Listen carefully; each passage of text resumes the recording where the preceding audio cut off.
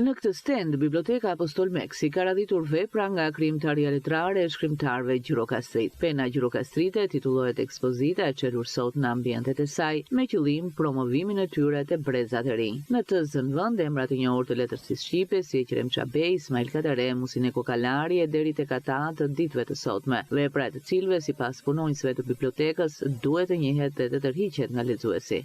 Në ekspozitë janë paraqitur gjithë autorët gjirokastrit, ku kanë shkruar biografi, libra historik, artistik, romane, poezi, libra kushtuar krahinave të Gjirokastrës. Autorët e përfshirë në ekspozitë janë që nga emrat e mëdhenj, Eqrem Çabej, Andonza Koçajupi, Zini Sako, Urani Rumbo, Ismail Kadare, Lefter Dilo, Musine Kokalari, Tasim Gjokutaj e deri te shkrimtarët e sotëm. Qëllimi i kësaj ekspozite është që lexuesi të njihet me autorët vendas, ku krijimtaria dhe kontributi i tyre nuk është i pakët në letërsinë shqipe.